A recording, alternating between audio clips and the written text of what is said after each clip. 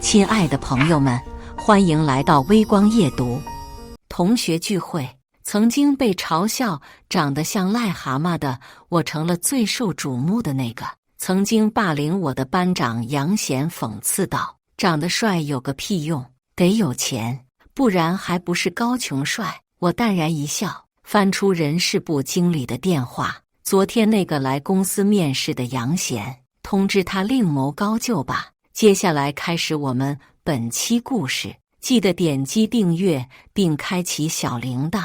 我刚刚调到公司总部当总经理，就遇到了高中时的班长。他凭借我眼角的一颗痣认出我来，梁思成，居然是你！我微微皱眉，快速在脑海中搜索面前的人，下一秒他却自报家门：“是我，杨贤。”你的高中同学呀，要不是你眼角的痣，我都不敢认你。现在长得人模狗样了，我心里一紧，原来是高中嘲笑我长得像癞蛤蟆，然后带头孤立我的班长大人。见我没反应，他倒是很自来熟地挽上我的肩膀：“思成啊，你怎么在这？”我面无表情，指了指面前的招聘公告。刚想开口告诉他我是这家公司的总经理，过来巡视面试情况，哪知下一秒他突然大笑起来：“思成，你怎么穿成这样就来应聘了？不会以为面试你的是女老板吧？”我刚下飞机就赶过来了，身上穿的休闲装还没来得及换，像是一个青春男大学生。看来是被他看成和他一样来面试的人了。既然这样，他就没必要知道我的身份了。我摇了摇头，路过而已，随便进来看看。他忍俊不禁拍了拍我的肩膀：“没事，找工作不丢人。你看，我不也放弃年薪50万的工作来这面试吗？我偷偷告诉你，这家公司我有关系，只要我来，年薪100万，还有分红。”我冷笑一声：“是吗？是哪位？”他凑近我的耳边，语气带着激动：“这家公司新调来的总经理，我跟他是铁磁，不招我他招谁呀？”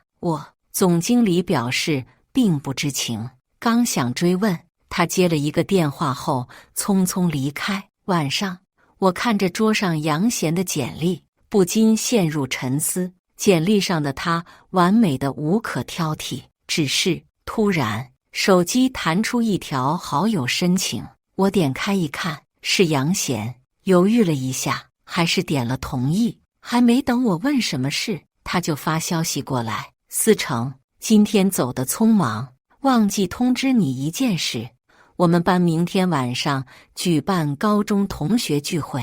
虽然高中时你都是独来独来，但毕竟10年没见了，大家都很想你，一定要来呀！呵呵。独来独来，还不是因为你吗？也好，是该报一报当年的仇了。”我简单回复了2个字：“好的。”聚会那天，我按照地址来到了本市最大的酒店。刚进去，经理眼尖凑上来：“梁总，您今天来怎么不提前说一声啊？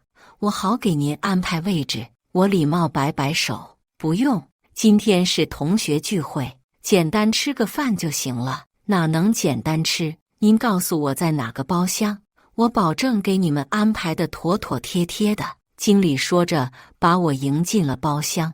我们的出现让原来热闹的包厢瞬间安静下来，大家面面相觑，纷纷猜测我俩的身份。旁边的服务员适时走过来：“经理好。”经理看了看众人，微笑着说：“今天这个包厢的消费打半折。”说完转头看向我，似乎等我的回应。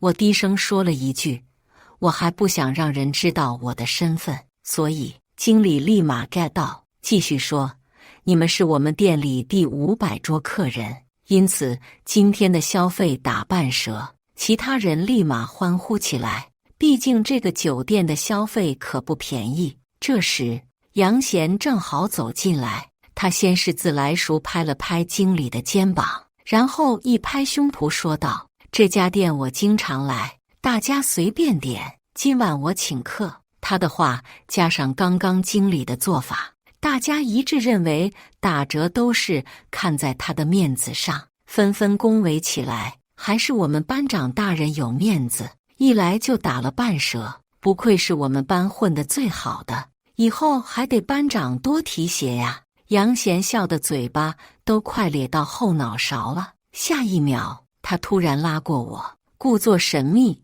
大家来猜一猜，这位老同学是谁？”他们一脸疑惑，但还是很配合，猜了几个名字。杨贤连连摇头，他指着我眼角的痣，大喊道：“这是那个癞蛤蟆梁思成，大家没想到吧？”说完，他发出几声尖锐刺耳的笑声，在场的人目瞪口呆，像见了鬼似的。这些表情和当年嘲讽我长相时别无两样。同桌不可置信走到我面前，盯了我好久，惊呼出声：“天哪！”仔细一看，还真是他。你脸上的痘痘和痤疮怎么不见了？乍一看还挺帅呀。我径直走到离门口最近的空位上坐下，耸了耸肩。高中毕业后，我妈带我去看中医，敷了几个月的药就好了。高中时，我脸上长满了痘痘和痤疮，凹凸不平，有时候还会流脓。杨贤见状，立马给我取了一个癞蛤蟆的外号。久而久之，班上的人都不叫我名字，而是跟着他叫癞蛤蟆。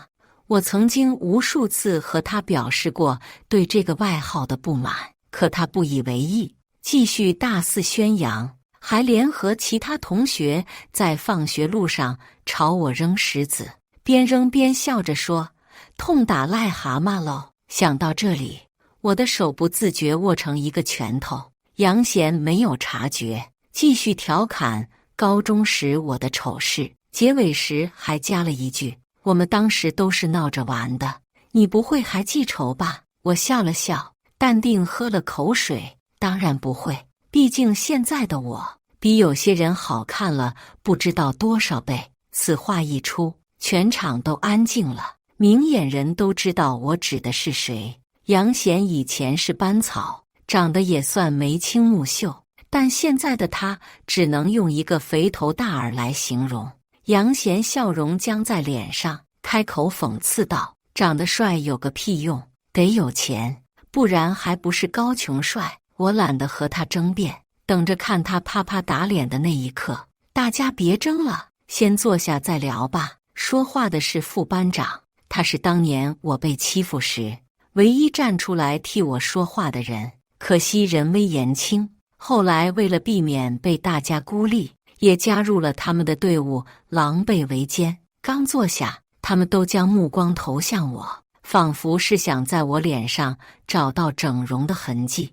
我把手放在脸上揉搓了一会，开玩笑般向他们展示：“看，没有变形吧？”他们笑笑悻悻收回目光。过了半晌，大家突然聊起当年考上的大学。那个年代，网络还没有那么发达，因此高考结束后，彼此之间并没有那么多的联系。问到我时，他们十几双眼睛齐刷刷看向我。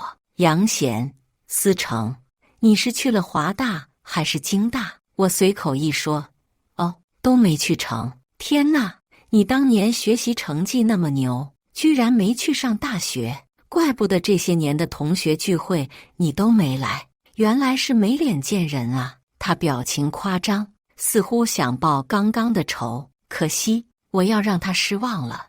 我清了清嗓子，本来是准备去京大，但后来爸妈要送我出国留学，所以就在国外一直读到了研究生。国外，我们毕业那年出国可不便宜呀，没想到你还真是深藏不露啊。杨贤咬牙切齿说道。我笑道，比班长大人还是差了点。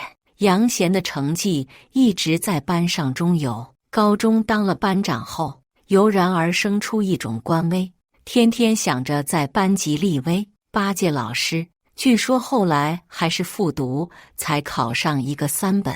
他直直瞪着我，你这是在讽刺我？我装作一脸无辜，难道我说的有错？就在这时，服务员的出现打断了我们的争执，副班长也连忙出来打圆场：大家先吃饭吧，这家酒店可是全市最好的，是班长特地挑的呢。果然，刚上菜，杨贤就迫不及待展示自己见多识广，这里的鱼子酱是全市最好的，大家快尝尝吧。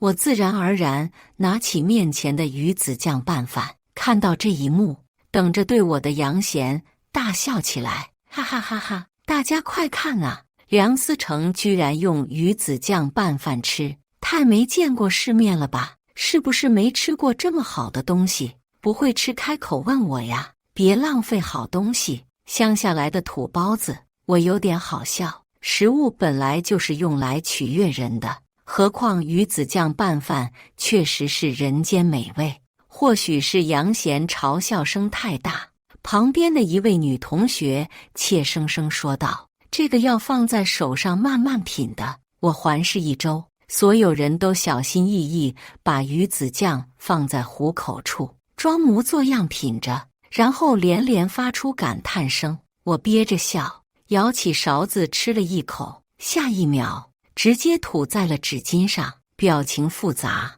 这个鱼子酱不新鲜，大家别吃了。话音刚落，在场的人立马发出一阵阵爆笑，特别是杨贤，笑得快直不起腰来。旁边的女同学再次开口：鱼子酱就是这个味道。我坚定摇了摇头，不可能，我之前吃过这家的鱼子酱，不是这样的。听到这话，杨贤努力忍住笑容，装什么装？你之前吃的肯定是假货，这家酒店的怎么可能？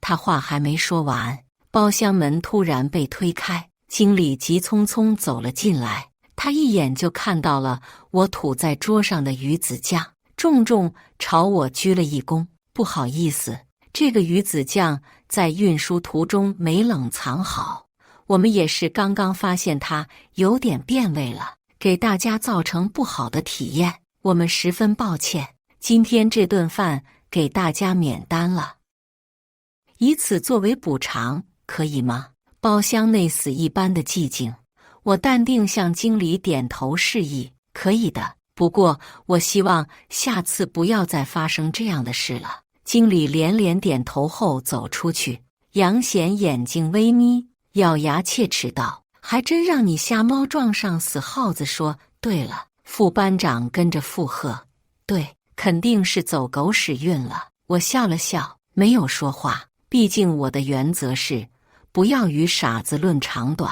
就在这时，包厢门再次打开，大家的目光被吸引过去，来人竟然是苏心怡，我曾经暗恋了3年的人。苏心怡长得漂亮，性格温柔可人，当年班上所有的男生都追过她，可她梦想是进娱乐圈，因此两耳不闻窗外事，一心只想当明星。据说现在是个18线艺人，在剧组跑龙套。她的出现让包厢的气氛瞬间达到了高潮。先是杨贤笑容满面迎了上去：哎呦，这不是我们班的大明星吗？不是说没档期，怎么来了不打招呼？早说我就在门口接你了。他一脸谄媚的样子，简直令人作呕。苏心怡摘下口罩，和我记忆中一样明艳动人。我也是刚刚从剧组赶过来，还好赶上了。说完，他走到我旁边的空位，举起面前的酒杯，姗姗来迟。我先自罚3杯，他一口气喝了3杯酒，现场气氛更加热烈。班上的男生轮流走过来给他敬酒，色眯眯的样子令人悲愤。就在他喝了10几杯酒后，明显有点晕了，手竟然不自觉搭在我的肩膀上。可那些人并没有打算放过他，借着酒劲还想动手动脚。我实在看不下去，站起身来挡在他面前。够了！背下面子的几个男生一脸不悦。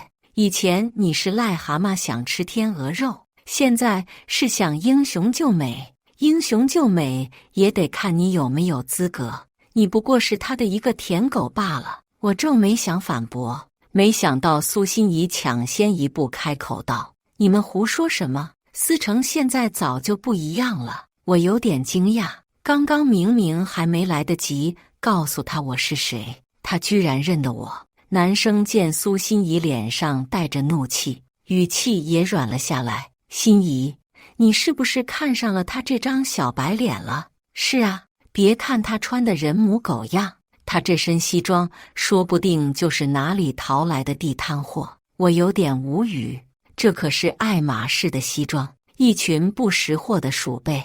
苏心怡一脸自信，指着我的身上的西装：你们开玩笑吗？这可是爱马仕最新款的西装。他们面面相觑，交头接耳讨论着什么是爱马仕。这时，另一个位女同学听到动静走过来。爱马仕是顶奢品牌，一条丝巾就要几千块，最贵的包要上百万。听了这话，他们瞪大了双眼，但还是梗着脖子嘲讽道：你说的丝巾、包都是女生用的东西，那男士的东西卖的肯定便宜。苏心怡嗤笑一声，对上他们质疑的目光。他这身西装是最新款，至少上万。在座的各位，哪位舍得花上万块买一件西装？他们撇撇嘴，一件西装而已，咬咬牙都能买得起。说着就要走，苏心怡上前一步拦住他们：等一下，看来你们还是不服气呀。他们转头看向我，一脸不悦。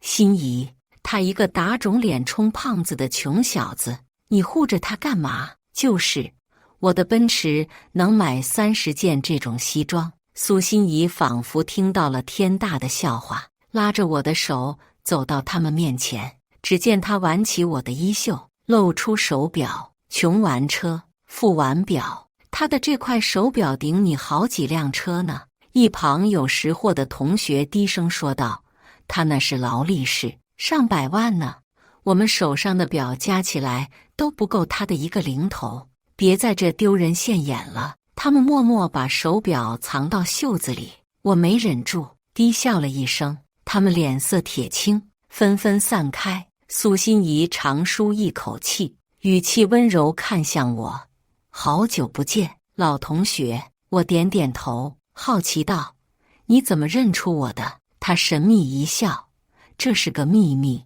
我们又聊了几句，发现共同话题越来越多。就在我俩准备加微信时，杨贤突然凑了上来。他先是假装不小心把红酒泼在我的西装上，然后用嘲弄的眼神上下打量我。思成，抱歉啊，弄脏你上万块的西装了。意识到他来者不善，我也没打算退缩。没事，你不是年薪上百万吗？想必赔我一件西装不是难事吧？他愣了一下，嘴角都在抽搐，但在女神面前可不能丢脸。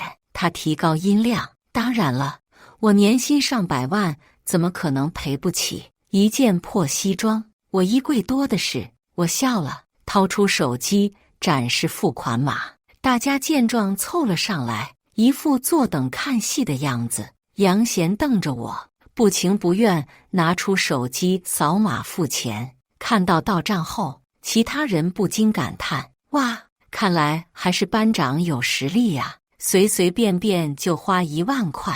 就是这1万块对班长来说简直是9牛1毛。见大家纷纷附和，杨贤露出一副很得意的样子，但还是故作谦虚：你们可别恭维我了，努力工作赚的罢了，哪里比得上某些人没工作还穿那么贵的西装，也不知道是不是傍上了富婆。我冷冷一笑，对上他得意的目光：杨贤，1万块的西装贵吗？我怎么不觉得呀？杨贤吃瘪，但还是梗着脖子：梁思成，你敢实话说你是干什么的吗？我淡然一笑，翻出人事部经理的电话：昨天那个来公司面试的杨贤，通知他另谋高就吧。话音刚落，全场的气氛都僵住了。看向我的目光中有怀疑、震惊、不屑。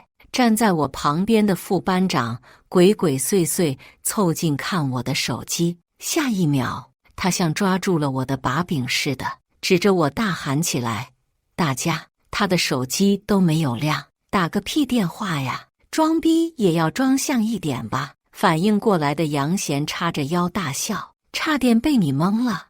我面试的就是明氏集团，总经理分明姓陈，是我最好的朋友。我用的防窥膜，副班长从侧面看过来就是一团黑。我懒得和他们解释，毕竟我要让他搬起石头砸自己的脚。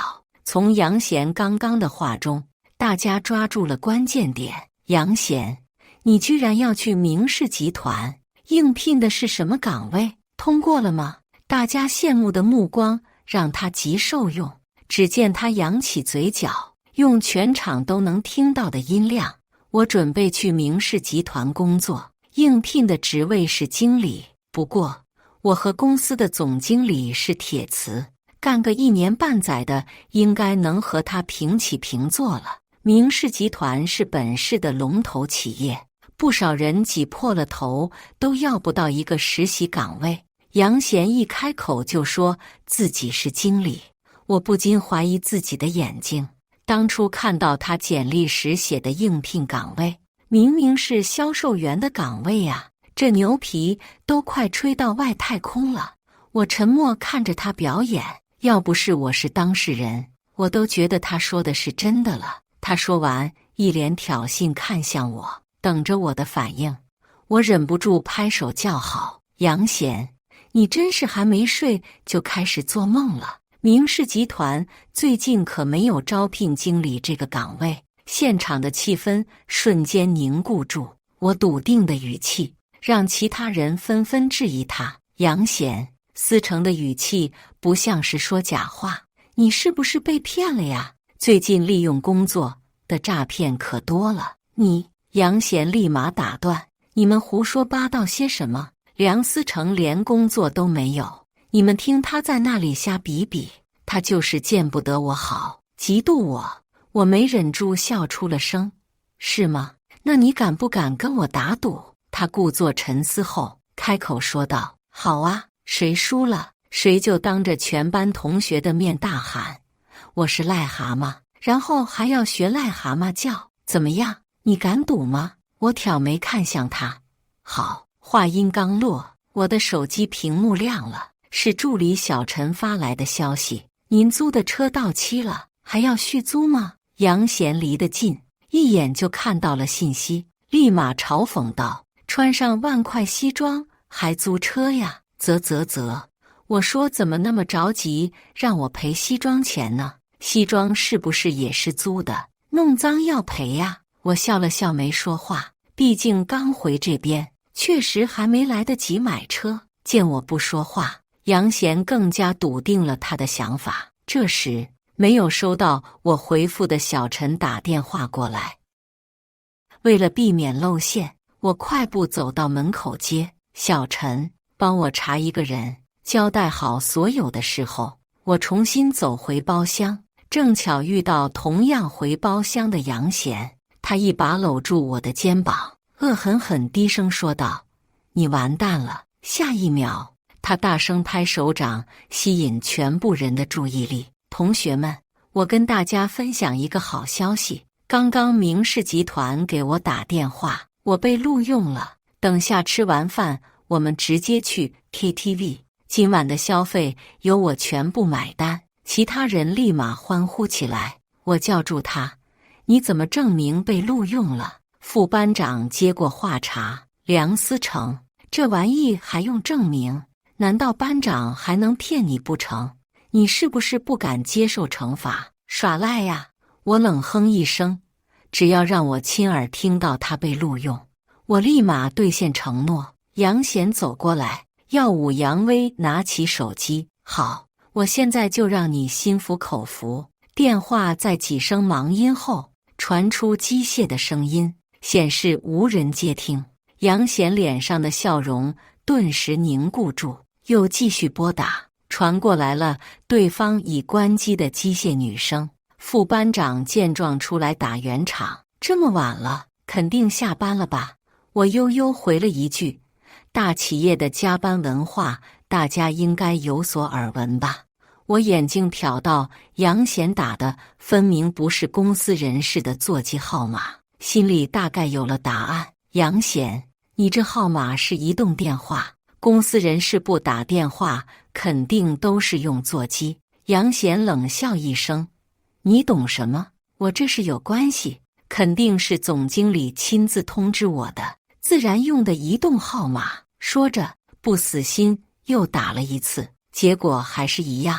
旁边的人的好奇心被吊起，没得到满足，不禁小声吐槽：“这不会是骗人的吧？”杨贤狠狠瞪了一眼：“谁骗人了？我有才能有背景，怎么可能不录用我？”被瞪的人也不服气，回怼道：“那行啊，正好我有个大学同学也在明氏集团工作，我问他人事部经理的电话，你自己问。”当人事部经理明确告诉他没被录用时，在场的人表情那叫一个精彩。杨贤紧张的语无伦次：“你是不是搞错了？我可是你们陈总的好朋友，陈总是你们新来的总经理呀。”对面沉默了一会，悠悠回了一句：“我们新来的总经理姓梁。”意识到对面要挂电话，杨贤立马喊道：“等一下，你把总经理电话给我，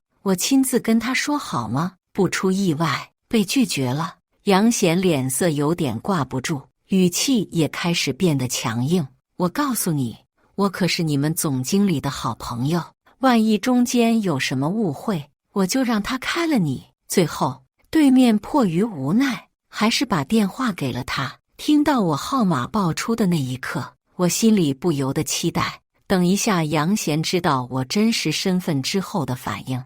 众目睽睽之下，他颤抖着手拨打电话，下一秒我的手机响了，他立马转过头，大声怒斥：“梁思成，你这破手机能不能关了？”我挑了挑眉，挂掉。自然而然，他那里也显示被挂断。他深吸一口气，再次拨打，我这里再次响起。这一次，他怒气冲冲走过来，仿佛下一秒就要把我摁在地上暴打。我一脸无辜晃了晃手机界面，上面赫然显示的是他的号码。他停住了，一副不可置信的样子。我顺势点了接通。当我的声音从杨贤的手机传出时，在场的人都震惊地捂住了嘴。杨贤支支吾吾蹦出几个字：“你是明氏集团的梁总。”我拍了拍他的肩膀：“是啊，老同学，我就是你口中那位跟你有关系的总经理，你最好的朋友。”杨贤腿一软，差点跪下来：“思成，我也是被骗了。有猎头说在明氏集团有关系，只要我花10万块就能进，哪知道是这样的呀！”此话一出，现场唏嘘不已。花钱上位，杨贤可真是狗改不了吃屎。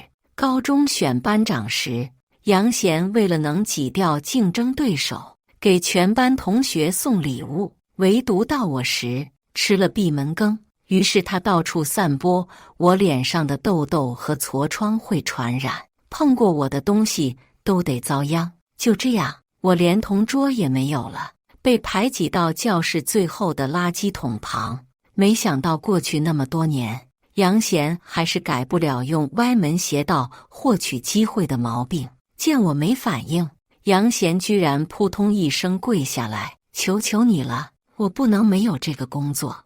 我已经把全部的积蓄搭进去了，哪怕是销售的岗位，我也可以胜任的。求求你，再给我一次机会吧！”我翘着二郎腿，鄙夷笑了笑：“你给我一个理由，我为什么要招一个对我校园霸凌的人？”杨贤面色铁青，缓缓站起身来：“梁总，以前的事是我不对，我在这里郑重向您道歉。”说完，弯腰90度朝我鞠了一躬。我挑眉看向他：“一句轻飘飘的道歉就能抹掉你做过的错事。话音刚落，副班长突然狗腿子附和道：“是啊，道歉有用的话，要警察干嘛？”杨贤攥着拳头，长舒一口气后，像是下定某种决心似的，走到包厢正中间大喊：“我是癞蛤蟆！”喊完以后，他又学了几声癞蛤蟆的叫声。在场的人努力憋住笑，纷纷用手机记录这一刻。他默然看着这一切，失魂落魄走到我面前：“梁总，这样你满意吗？”我还没张嘴，人群中突然发出一声爆笑。杨贤顺着声音看过去，狠狠瞪了他一眼。副班长不以为意，走到我面前，笑容谄媚地倒了一杯酒：“梁总，不要为这种小人生气，不值得。”我眼睛微眯，想看破他的意图。下一秒，他掏出一张名片：“梁总，我是正新科技的销售，希望以后能和明氏集团合作。”我瞥了一眼，没接。副班长脸色有点尴尬，但还是毕恭毕敬把名片放在了桌面上。看到这一幕，杨贤怒气冲冲地站在我面前：“梁总，他也不是什么好东西，你别信他。”副班长反驳道：“你想胡说八道什么？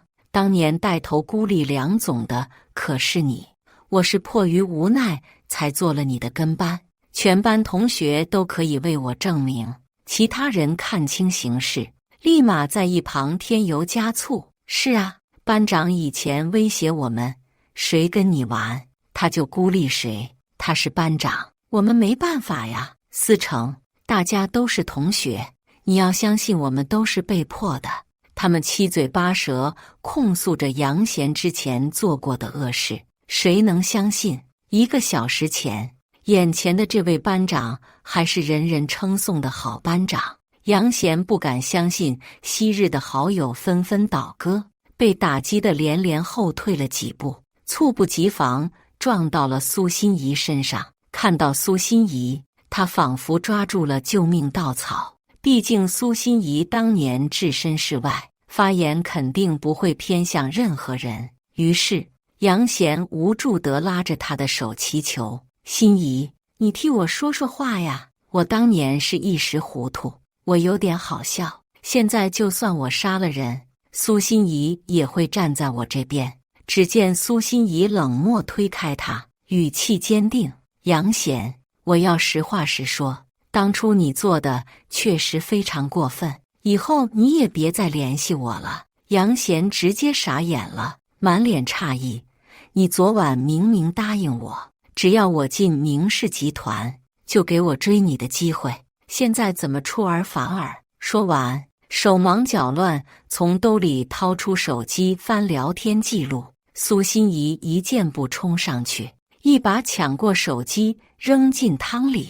所有人看到这一幕都心知肚明了。杨贤不敢相信，抓住他的肩膀大声质问道：“为什么？到底为什么？”苏心怡甩开他的手，语气冷漠：“杨贤，我昨晚说的是你进明氏集团，给你一个追我的机会。那现在你进了吗？我承认之前我们聊天可能让你有一点错觉能追到我，但现在我想清楚了，我喜欢的是思成，所以希望你以后不要再来打扰我了。”其他人听到这话，纷纷捂住了嘴，仿佛吃到了什么大瓜。天哪，这就是风水轮流转吗？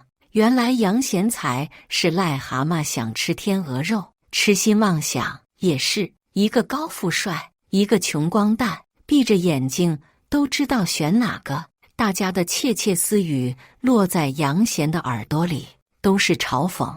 杨贤红着眼睛朝着他们大喊：“你们一群38，都给我闭嘴！再说我就撕烂你们的嘴！”同学们也不乐意，纷纷站出来：“杨贤，你不会还以为你是班主任的走狗？我们都得听你的吧？狗腿子还当上瘾了。”杨贤被激怒，扑上去给了那人一拳。那人不甘示弱，回敬他一拳。其他人见状也冲上去厮打起来。准确来说，是杨贤被群殴。见目的达成，我也懒得看狗咬狗的场景，起身离开。前脚刚坐进车里，苏心怡后脚就跟了上来。思成，刚刚我的表现你满意吗？坐在前排的助理一脸疑惑看向他。苏小姐，请你下车。